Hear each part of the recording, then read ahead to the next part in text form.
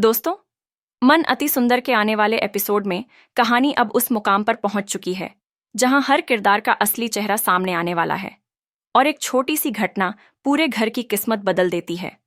कमल के फूल और करंट वाला हादसा सिर्फ एक एक्सीडेंट नहीं, बल्कि एक ऐसा तूफान बन चुका है जिसने राध्या को पूरे परिवार की नजरों में गुनहगार बना दिया है।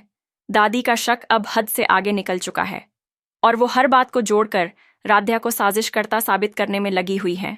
पार्टी का आइडिया, कमल का प्लान और मां को वहां जाने देना, सब कुछ राध्या के खिलाफ सबूत बना दिया जाता है। राध्या चाहे जितना सच बोले, कोई सुनने को तैयार नहीं। दादी की धमकी कि अगर सच नहीं माना तो वही करंट राध्या को भी दिया जाएगा, घर के माहौल को और डरावना बना देती है। उधर प्रथम भी अपनी मां की हालत देखकर इतना टूट चुका है कि वो राध्या से नफरत करने लगता है और उसे हर हादसे की जड़ मान लेता है। उसके मुंह से निकले शब्द कि अगर मां को कुछ हुआ तो वो राध्या को कभी माफ नहीं करेगा, राध्या के दिल को चीर देते हैं। अस्पताल का सीन बेहद इमोशनल हो जाता है, जहां पूरा परिवार मां के होश में आने की दुआ कर रहा होता है, लेकिन राध्या को वहां भी तिरस्कार ही मिलता है। डॉक्टर बताते हैं कि कोमा में गए पेशेंट अपनों की आवाज और मौजूदगी महसूस कर सकते हैं, और यही उम्मीद राध्या को मां के पास खींच लाती है। वो मां की पसंदीदा साड़ी, पुरानी तस्वीरें और बच्चों की यादें दिखाकर उन्हें जगाने की कोशिश करती है, लेकिन दादी यहां भी उसे ड्रामेबाज और ढोंगी कहकर अपमानित कर देती हैं। यहां तक कह देती हैं कि रजनी अब जिंदा लाश है और उसकी हालत की जिम्मेदार सिर्फ राध्या है। पूरे घर के सामने राध्या को घर से निकालने का अल्टीमेटम दे दिया जाता है कि अगली सुबह तक उसे हमेशा के लिए इस घर को छोड़ना होगा।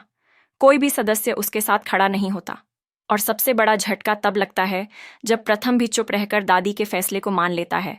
इस दर्द के बीच राध्या का भोलेनाथ के सामने टूटकर रोना कहानी का सबसे पावरफुल मोमेंट बन जाता है, जहां वो अपनी बेगुनाही, मां का भरोसा और अपनी मजबूरी भगवान के सामने रख देती है। वो याद करती है कि कैसे इस घर में सिर्फ मां ही थी जो हर वक्त उसकी ढाल बनकर खड़ी रहती थी, और उसी मां की सेवा करने से आज उसे रोका जा रहा है। यहीं से कहानी में संकेत मिलते हैं कि कुछ बड़ा होने वाला है, क्योंकि दादी के पुराने शब्द गूंजते हैं कि बहू के कदम शुभ होते हैं, और जब से राध्या आई है घर में अच्छे बदलाव आए हैं।